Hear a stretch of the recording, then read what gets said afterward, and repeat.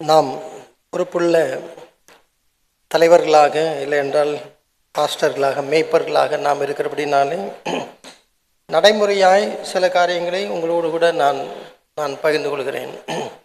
நீதிமொழிகளின் புத்தகம் 5வது அதிகாரம் 11, 12, 13 வசனங்கள். அநேக புத்திமதிகளை சொல்லிக் கொண்டு வருகிற சாலமோன் இதில் முடிவிலே உன் மாம்சமும் உன் சரீரமும் உருவழியும் போது நீ துக்கித்து, ஐயோ போதகத்தை நான் வெறுத்தேனே, கடிந்து கொள்ளுதலை என் மனம் அலட்சியம் பண்ணினதே, என் போதகரின் சொல்லை நான் கேளாமலும் எனக்கு உபதேசம் பண்ணினவர்களுக்கு என் செவியை சாயாமலும் போனேனே. அப்போ ஒரு வாலிபன் இல்லை என்றால் ஒரு வாலிப பிள்ளையுடைய எதிர்காலத்திலே இப்படி ஒரு சம்பவம் நடக்கும் பொழுது அதனுடைய பாவத்தின் விளைவுகளினாலே அதனுடைய அறுவடையை அறுக்கும் பொழுது அவன் என்ன செய்கிறான்? அவனுடைய மாம்சமும் சரீரமும் அழியும் பொழுது, இல்லை என்றால் அவனுடைய வாழ்க்கை முழுமையாக அழியும் பொழுது அவன் கதறுகிறான், போதகத்தை நான் வெறுத்தேனே, கடிந்து கொள்ளுதலை என் மனம் அலட்சியம் பண்ணினதே, என் போதகரின் என் பாஸ்டரின் சொல்லை நான் கேளாமல் போனேனே என்றால் எனக்கு உபதேசம் என்ற அந்த டீச்சர்ஸுடைய சொல்லை நான் கேளாமல் போனேனே என்று அங்கலாய்க்கிறான். அருமையான சகோதரர்களே, அப்போது ஒரு சபை இல்லை என்றால் எனக்கு கீழாக ஒரு மந்தை இருக்கும் என்றால் அந்த மந்தையில் உள்ள பிள்ளைகளுக்கு அவர்களுக்கு சொல்ல வேண்டியதை நான் உபதேசிக்க வேண்டியதை உபதேசிக்க வேண்டும், கடிந்து கொள்ளுதலை நான் கடிந்து கொள்ள வேண்டும். எந்த அளவிற்கு என்றால் அந்த குழியிலிருந்து அந்த அழிவிலிருந்து அவர்களை தப்பிக்கும் அளவிற்கு நான் என்ன செய்ய வேண்டும்? நான் அவர்களுக்கு உபதேசிக்க வேண்டும். அப்படி உபதேசித்த பின்பும் ஒருவன் மனம் திரும்பாமல் போகும் பொழுது அவன் என்ன செய்கிறான்? என்னுடைய பாஸ்டர் என்னிடத்துல சொன்னார், என்னுடைய சண்டே ஸ்கூல் டீச்சர் சொன்னாங்க, என்னுடைய வாலிபர் கூட்டத்தில் என்னை நடத்தினவர்கள் அவர்கள் சொன்னார்கள், ஆனால் நான் கேட்காமல் போனேனே என்று என்ன செய்கிறான்? அவன் சொல்லுகிறான். அப்போ இந்த நாளிலே நான் உங்களுக்கு சொல்கிறது, அப்படி நான் சொல்லவே இல்லை என்றால் இதனுடைய அழிவு எந்த அளவுக்கு அதிகமாக இருக்கும்?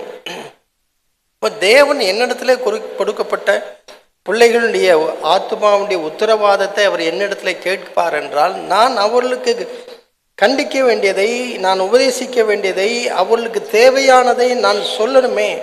சொல்லாவிட்டால் அது என்னுடைய பொறுப்பற்ற தன்மையாக மாறுமே. தேவன் என்னிடத்துல கணக்கு கேட்பார். சொல்லிவிட்டால் அவரிடத்துல கேட்பார், சொல்லாவிட்டால். இந்த நாட்கள் ஒரு விடுமுறையின் நாட்கள். எல்லாம் நம்முடைய சபையில் உள்ள அநேக பிள்ளைகள், வாலிபர்கள் எல்லாரும் விடுமுறைக்கு போகிறவர்கள்.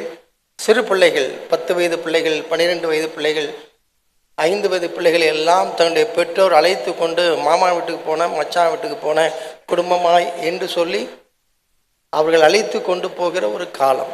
ஒவ்வொரு வருஷமும் அதுபோல் குறிப்பாக பண்டிகை நாட்கள் இல்லை என்றால் அவருடைய குடும்பத்தில் ஒரு மங்களகரமான ஏதாவது ஒரு நல்ல நிகழ்ச்சி வரும் பொழுது எல்லோரும் நினைச்சார்கள் போகிறார்கள். அப்படி போகும் பொழுது அவர்களுக்கு உள்ள ஆபத்தை குறித்து நான் எச்சரிக்காவிட்டால் அவர்கள் அந்த ஆபத்தில் என்ன சொல்கிறார்கள்? சிக்கிக் கொள்கிறார்கள். உதாரணமாக இங்கே இருக்கிற நாமே ஒருவேளை துன்மார்க்கமான ஒரு வாழ்க்கையிலிருந்து நாம் வந்தவர்களாக இருப்போம் என்றால், நான் முதலாவது ஒருவேளை வெளியரங்கமான பாவத்தை நான் சொல்கிறேன். முதலாவது ஒரு தம் அடிக்க கற்றுக்கொண்டது எங்கே? என்னோட நெருங்கிய ஒரு உறவினனாக இருக்கிறான். அவன் தான் எனக்கு சொல்லி கொடுக்குறான். என்னுடைய நண்பன் அவன் தான் முதல்ல ஒரு தம் அடிக்கிறதுக்கு என்ன செய்கிறான்? கற்றுக் கொடுக்குறான். ஏதோ ஒரு சொந்தக்காரங்க வீட்டுக்கு போகிறேன், அப்பொழுது என்னுடைய சித்தப்பா பையன் இல்லை என்றால் பெரியப்பா பையன், என்னுடைய உறவின் முறையான், அவன் தான் எனக்கு என்ன கற்றுக் கொடுக்குறான்? ஒரு மதுபானம் அருந்துவதற்கு முதலாவது கற்றுக் கொடுக்கிறான். இல்லை என்றால் சாதாரண திரைப்படங்களை பார்த்து கொண்டு இருந்த என்னை ஆபாச திரைப்படங்களுக்கு அழைத்து கொண்டு போனது யார்? என்னுடைய நெருங்கிய நண்பன், என்னுடைய உறவினன், என்னுடைய அப்பா, என்னுடைய சித்தப்பா பையன், பெரியப்பா பையன், மாமா பையன் என்று சொல்லுகிற இவர்கள்தான், இவர்களிடத்திலிருந்து தான் நம்ம கற்றுக்கொண்டு இருக்க முதல் பாவத்தை அங்கே தான் செய்தோம். இப்போ இங்கிருந்து நம்முடைய சபையில் உள்ள பிள்ளைகள் வெளியே செல்லும் பொழுது அவர்கள் இதை குறித்து ஜாக்கிரதையாக இல்லாவிட்டால், இல்லை என்றால் அவர்களுக்கு நான் அதை எச்சரிக்காவிட்டால் என்னுடைய பிள்ளைகளும் என்னுடைய சபை மக்களும் அதே பாவத்திலே நினைச்சுவார்கள். அதே பாவத்திலே அவர்கள் மாட்டிக்கொள்வார்கள், சிக்கிக்கொள்வார்கள். பொதுவே என்னுடைய சபையிலே நாங்கள் அவர்களை எச்சரிக்கிறது, சும்மா சொந்தக்காரங்க வீட்டுக்கெல்லாம் பிள்ளைகளை போகிறேன் என்று கூட்டி போனால் நீ கூடையே போய் கூடையே வந்து விடு, அவர்களை ஒரு நாளும் அங்கே விட்டு விடாதே என்று சொல்லுவோம். அங்கே விட்டுறாங்க, எல்லாம் மச்சான் பிள்ளைகள் தான், அக்கா பிள்ளைகள் என்று அங்கே விடாதே. தேவனை அறிந்திருக்கிற குடும்பத்திலே உன்னுடைய பிள்ளைகள் வளர்கிற ஒரு சூழ்நிலையிலே தேவனுடைய அறியாத பிள்ளைகள் எப்படி இருந்தாலும் அவர்களை ஒரு நாள் தங்க வைத்தாலும் ஒரு ஆபத்து இருக்கிறது. நம்முடைய பிள்ளைகளுடைய பொறுப்பை நம்முடைய பிள்ளைகளுக்கு நம்முடைய சபையில் கொடுக்குற பிள்ளைகளானாலும் சரி, நம்முடைய கைகளில் இருக்கிற நம்முடைய சொந்த பிள்ளைகளானாலும் சரி, இவர்களுக்கு காலாகாலங்களிலே எச்சரிக்க வேண்டிய எச்சரிப்புகளை செய்து ஒரு அனுபவப்பட்டவனாக அதை நான் செய்யாவிட்டால், அவளை எச்சரிக்காவிட்டால் நம்முடைய பிள்ளைகளும் நாம் எந்த பாவத்தில் விழுந்தோமோ இல்லை என்றால் எதனை பாதிக்கப்பட்டோமோ அதிலே நான் என்ன செய்தேன், அவர்களும் பாதிக்கப்படுகிறார்கள். நான் ஒரு என்னுடைய இதிலே நான் ஒரு ஆர்வத்திலே நான் ஒரு சர்வே எடுத்தேன். நான் கேட்டேன், இந்த சைல்டு அப்யூஸ் என்று சொல்கிறார்களே அதை நான் கேட்டு ஒரு பாஸ்டர்கிட்ட போய் நான் கேட்குறேன், பாஸ்டர் இந்த மாதிரி, அதாவது பாஸ்டர்னால் நாங்கள் எல்டர் என்று சொல்கிறோம், இல்லை எல்டர் நீங்கள் பொறுப்பில் இருக்கீங்க, உங்களுக்கு சிறு வயதிலே இப்படி ஒரு பாதிப்பு இருந்திருக்கிறதா என்று முதல் இடத்துல கேட்குறேன். அவர் சொல்கிறார், ஆம், நானும் அவன் ஒரு வாலிபன். நான் சொன்னேன், என்னை சின்ன வயசுலேயே என்னை பாலியல் பலாத்காரம் பண்ணது யார்? என்னுடைய பெரியப்பா பையன். உடனே அவரை விட்டேன். அடுத்தவரிடத்துல நான் கேட்டேன், அவரிடத்துல போய் நான் கேட்குறேன், அவரும் இதே பதில் சொல்கிறார், என்னுடைய சிறு வயதிலே என்னை பாலியல் பலாத்காரத்துக்குள்ள ஆக்குறது யார்? என்னுடைய உறவினர். ஒருத்தருடைய நான் கேட்குறேன், அவர் சொல்கிறார், என்னுடைய உறவினை வீட்டிற்காக நான் போயிருக்கும் பொழுது அங்கே என்னை விட்டு என்னுடைய அப்பா வெளியே எங்கேயோ ஒரு இடத்துக்கு போய்விட்டான், நான் போய்வதற்குள்ளாக அந்த வீட்டில் இருந்த அந்த உறவினன் என்னை செய்து விட்டான், என்னை பாவத்திற்குள்ளாக ஆக்கிவிட்டான். எல்லாம் அறியா குழந்தைகள், அறிந்து பெரிய அறிந்து பாவத்தில் உள்ளானவர்கள் அல்ல, பாதிக்கப்பட்டவர்கள். இப்போ நம்முடைய சபையில் இருக்கிற நம்முடைய பிள்ளைகளுக்கானாலும் சரி, நம்முடைய சபையில் உள்ள பிள்ளைகளுக்கானாலும் சரி, இதை யார் எச்சரிப்பா? இந்த போதகத்தை யார் சொல்லுகிறது? நாம் அவர்களுக்கு கற்றுக்கொடாவிட்டால் அவர்கள் பின்னாட்களில் பாதிக்கப்பட்டவர்களாகத்தான் இருப்பார்கள் பல வருஷங்களாக.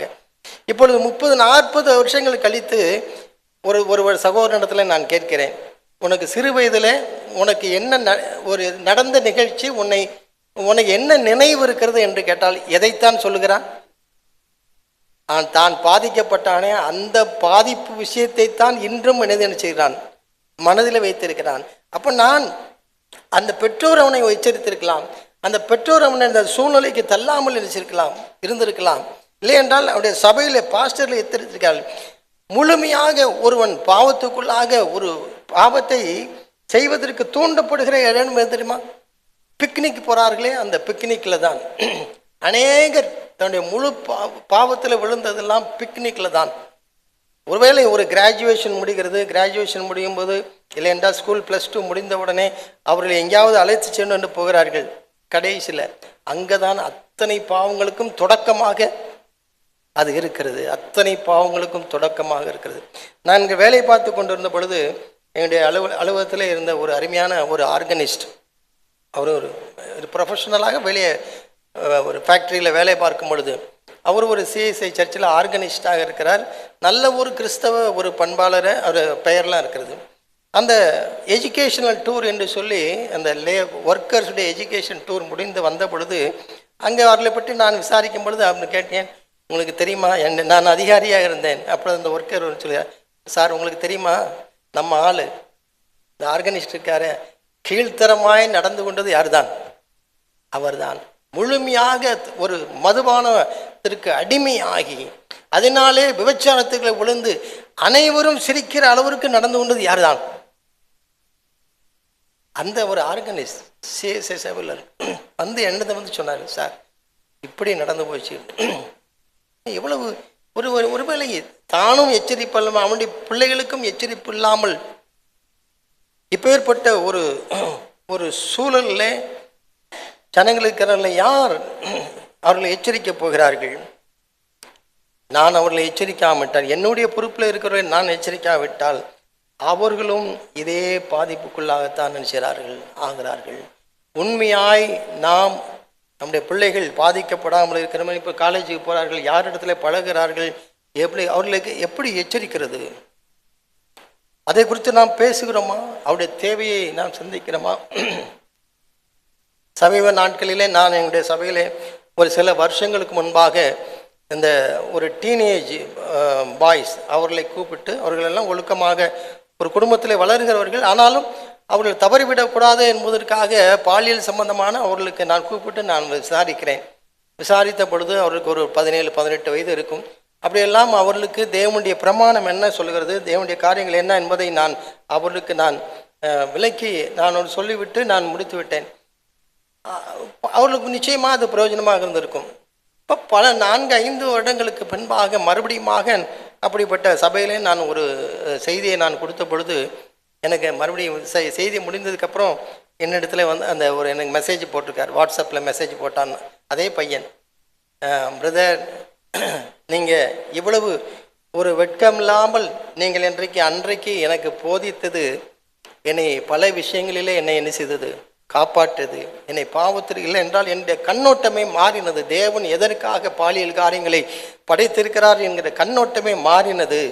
ஆனாலும் ஒன்றை நான் உங்களுக்கு சொல்லுகிறேன்னு சொன்னார். அவன் என்ன சொல்ல போறான்னு நான் பார்த்தேன்.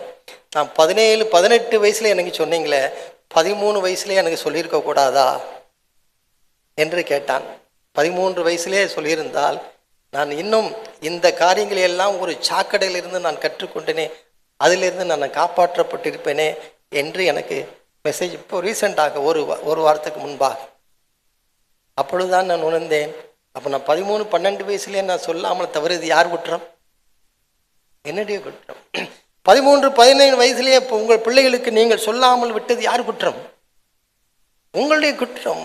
இந்த உலகம் சாக்கடைக்குள்ளாக இருக்கிறது. பிள்ளைகள் வீட்டை விட்டு வெளியே போனாலே இப்படிப்பட்ட கேவலமான காரியங்களிலே சாக்கடையிலிருந்து கற்றுக்கொள்கிற ஒரு சூழ்நிலையிலே அவர்களுக்கு தெளிவாய் நல்ல தெரிந்த நீரோடைய போல நான் அவர்களுக்கு சொல்லாவிட்டால் அவர்கள் எங்கிருந்து கற்றுக்கொள்வார்கள்? அந்த பொறுப்பு நம்மிடத்தில் இருக்கிறது.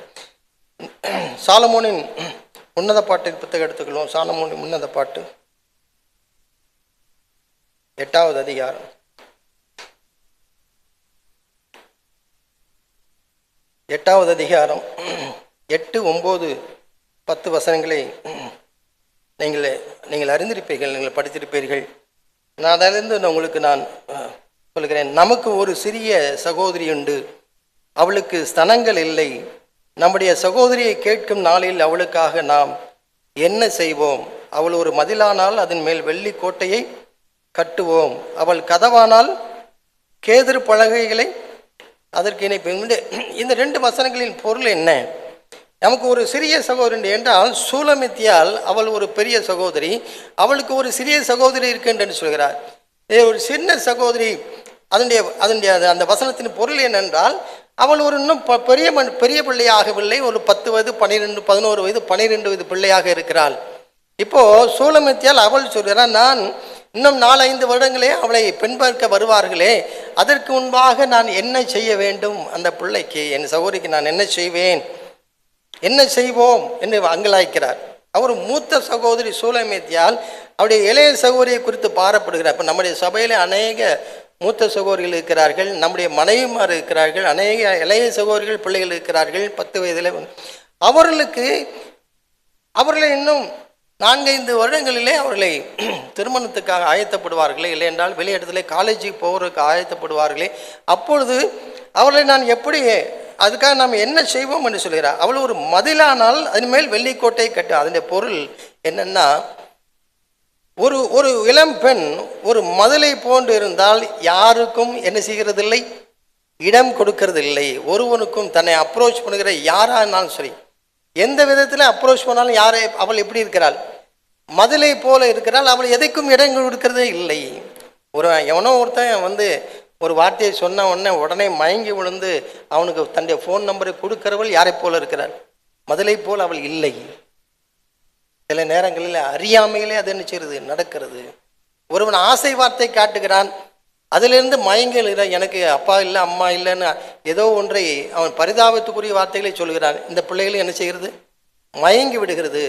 உடனே அந்த காலேஜில் அந்த பிள்ளைகள் அவங்க கூட பழக ஆரம்பிக்கிறது. ஏனென்றால் நம்முடைய சபையில் வருகிற பிள்ளைகள் கம்பேஷனாகத்தான் வளர்கிறார்கள், இரக்கமுள்ளவர்களாக வளர்கிறார்கள். இதை யார் எக்ஸ்ப்ளாய்ட் பண்ணுறா?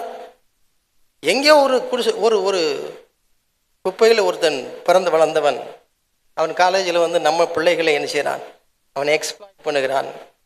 நம்ம பிள்ளைகள் அவனுக்கு என்ன சொல்கிறான், எனக்கு அம்மா இல்லை அப்பா இல்லை அனாதையாக இருக்கிறேன்னு சொல்கிறான். நம்ம பிள்ளைகள் அதை முழுமையாக நம்பி விடுகிறது. உடனே இறக்கப்பட்டு பேச ஆரம்பிக்கிறது. சில நேரங்களிலே மறுபடியும் கொஞ்சம் அந்த கரஸ்பாண்டன்ஸ் நடக்குள்ளமே சபையிலிருந்து எப்படியோ ஒரு உணர்வை பெற்று விடுகிறது. உணர்வை பெற்ற உடனே அந்த உணர்வை தடுக்க வேண்டும் நினைக்கிறது. அதற்குள்ளாக அது என்ன செய்கிறது, முத்தி விடுகிறது. பின்பாக அவன் என்ன செய்கிறான், மிரட்டுகிறான். நீ என்கிட்ட பேசலன்னா ஒருவேளை இப்படி சொல்லுவான், தற்கொலை பண்ணிக்கொள்ளுன்னு சொல்லுவான். இல்லை என்றால் உன்னுடைய அப்பாவை நான் தாக்குவேன் என்று சொல்கிறான். இந்த பிள்ளை என்ன செய்கிறது, பயந்து விடுகிறது.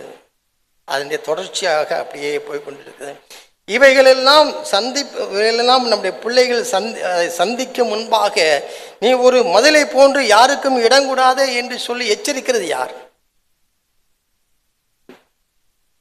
ஒரு பெற்றோர் எச்சரிக்கவில்லை என்றால் குறைந்தபட்சம் சபையில் நாம் அவர்களை என்ன செய்ய வேண்டும், எச்சரிக்க வேண்டும். மகளே, உன்னுடைய காரியங்கள் இப்படி இருக்கிறது.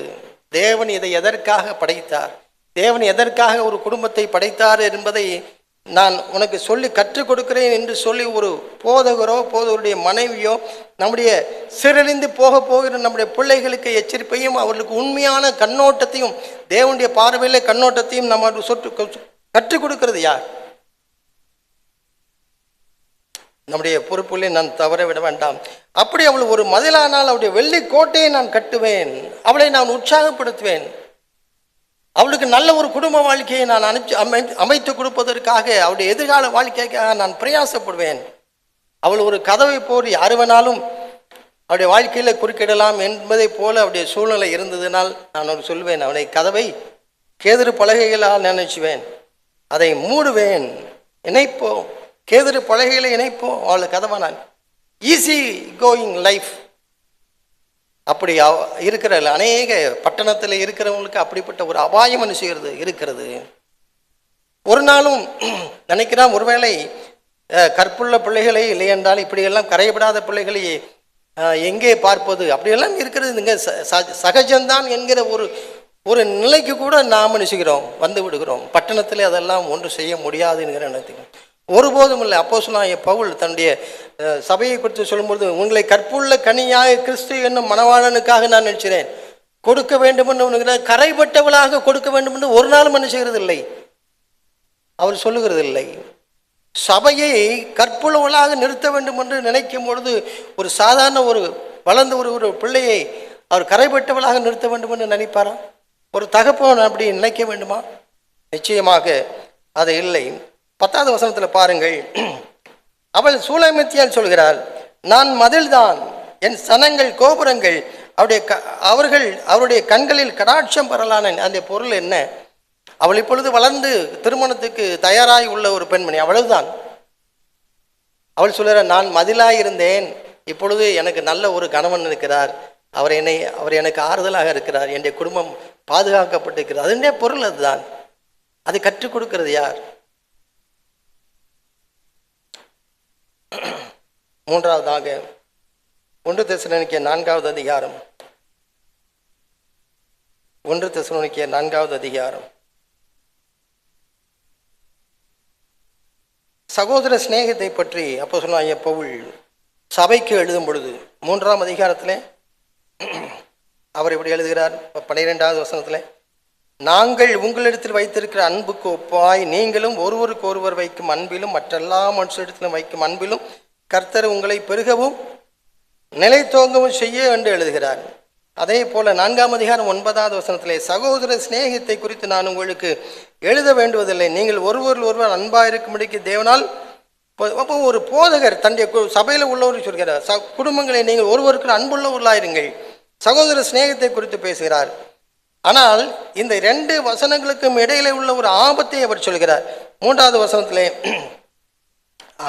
4வது அதிகாரம் 3வது வசனத்தில் இருந்து அதை பார்க்கலாம். நீங்கள் பரிசுத்தமுள்ளவர்களாக வேண்டும் என்பதே தேவனுடைய சித்தமாக இருக்கிறது. அந்தப்படி நீங்கள் வேசி மார்க்கத்துக்கு விலகி இருந்து தேவனை அறியாத அஞ்ஞானிகளைப் போல மோக இச்சைக்குட்படாமல் உங்களில் அவனவன் தன் தன் சரீர பாண்டத்தை பரிசுத்தமாயும் கனமாயும் ஆண்டு கொள்ளுங்கள். அப்போ சகோதர சிநேகத்தை குறித்து அவர் பேசிவிட்டு நம்முடைய சபையில் வருகிற அநேக குடும்பங்கள் ஒருவரை அறிந்து கொள்ளவும் ஒருவரை புரிந்து கொள்ளவும் தெரிந்து கொள்ளவும் இப்படிப்பட்ட ஒரு சூழ்நிலையில பவுல் எச்சரிக்கிறார், அவனவன் தன் தன் சரீரத்தை பரிசுத்தமாக காத்துக்கொள்ளணும், வேசி மார்க்கத்துக்கு விலகி இருந்து. 6வது வசனத்தில் வருகிறார், இந்த விஷயத்தில் ஒருவனும் மீறாமலும் தன் சகோதரனை வஞ்சியாமல் இருக்க வேண்டும். ஒரு சகோதரனை எப்படி அவன் வஞ்சிக்கிறான், எப்படி அவன் மீறுகிறான்? தன்னுடைய சபையில் இருக்கிற சகோதர குடும்பத்தில் உள்ள சகோதரனுடைய மனைவியை அவன் ஏதோ ஒரு வகையில் அவன் ஈர்க்கிறான், வஞ்சிக்கிறான். அதைத்தான் ஒருவேளை அநேக நேரங்களிலே ஒருவேளை உடல் ரீதியாக பெரிய பாவங்களில் ஈடுபட்டாவிட்டாலும் மனதிலே என்னுடைய மனைவியை காட்டிலும் இன்னொருவரை நேசிக்கிற அபாயம் நம்முடைய குடும்பங்களில் என்ன இருக்கிறது. அநேகர் ஐக்கியம் என்று நம்ம ஒரு வாய்ப்பு கிடைக்கும் பொழுதெல்லாம் ஒரு வாலிபன் ஒரு குடும்பஸ்தன் இருக்கிறான், தன்னுடைய மனைவியிடத்தில் பேசுகிறதுக்கு செலவழிக்கிற உள்ள நேரத்தை காட்டிலும் யாரோடு செலவழிக்கிறான்? இன்னொரு குடும்பத்தோடு, அவனுடைய மனைவியோடு உட்கார்ந்து பேசுகிறார்கள். ஆனால் யாரோடு சம்பாஷணை அவனுக்கு இன்பமாக இருக்கிறது? அந்த சகோதரனுடைய மனைவியிடத்திலே சம்பாஷிக்கிறது இன்பமாக இருக்கிறது. இந்த எச்சரிப்பை அப்போஸ்தலனாகிய பவுல் சொல்கிறார், இந்த விஷயத்தில் ஒருவனும் என்ன செய்யாதீர்கள், மீறாமலும் தன் சகோதரனை வஞ்சியாமல் இருக்க வேண்டும் என்று சொல்கிறது. அதை நாம் சபையில் பொறுப்புள்ளவர்களாய் நான் கவனமாக அவர்களை எச்சரிக்காவிட்டால் இது நமக்கு தெரியாமலேயே 2 குடும்பங்களுக்கும் இந்த சம்பவம் நடந்து கொண்டே இருக்கும்.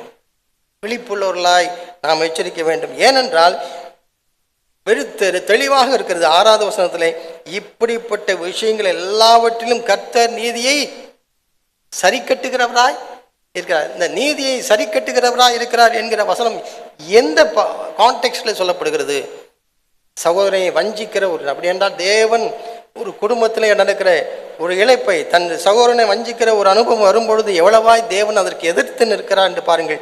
எபிரேயர் 13ஆம் அதிகாரத்திலே மறுபடியுமாக ஒரு வசனம் வருகிறது, சகோதர சிநேகம் நிலைத்திருக்க கடவுது என்று எழுதுகிறார். 13ஆம் அதிகாரம் 1வது வசனத்திலே சகோதர சிநேகம் நிலைத்திருக்க கடவுது, அந்நியரை உபசரிக்க மறவாதிருங்கள் என்றெல்லாம் எழுதிவிட்டு அதுக்கு இடையிலேயே 4வது வசனத்திலே அவர் அவர் இப்படி சொல்கிறார், விவாகம் யாவருக்குள்ளும் கனமுள்ளதாயும் விவாகம் அஞ்சம் அசுசிப்படாததாயும் இருப்பதாக.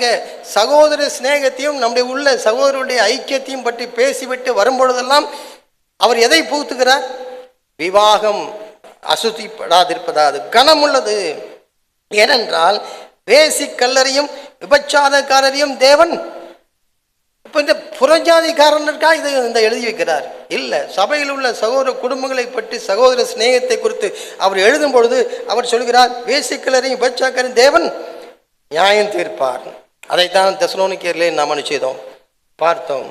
மல்கியாவின் புத்தகத்திலே நான் முடிக்க விரும்புகிறேன். மல்கியாவின் புத்தகத்தில் பழைய ஏற்பாட்டில் கூட ஆண்டவர் இதில் மிகுந்த அக்கறை உள்ளவர்களாய் அவர் இருக்கிறதை நாம் பார்க்கிறோம். 14வது வசனம் 2ஆம் அதிகாரம் 14ஆம் வசனம், கர்த்தர் உனக்கும் உன் இளவயதின் மனைவிக்கும் சாட்சியாக இருக்கிறார், உன் தோழியும் உன் உடன்படிக்கையின் மனைவியாக அவளுக்கு நீ துரோகம் பண்ணினாயே என்கிறார். எப்படி அவர் துரோகம் பண்ணுகிறார்?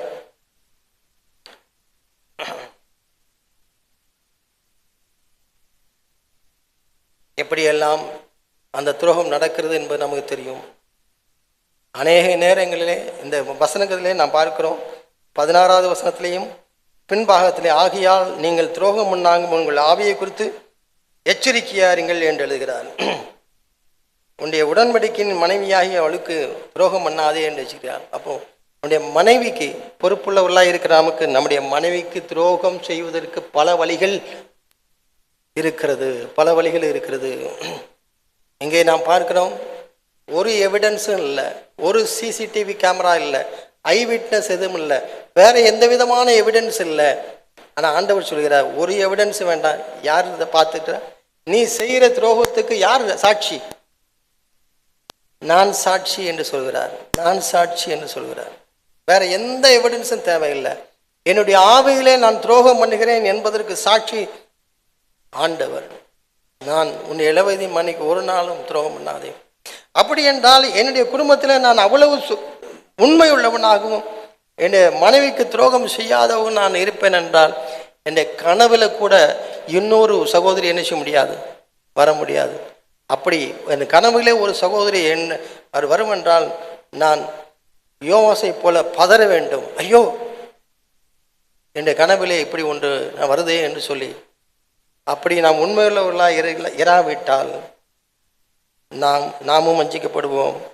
நம்முடைய சபையாரை எச்சரிப்பதற்கும் தகுதியற்றவர்களாக நாம் என்ன செய்துவிடுவோம், மாறிவிடுவோம்.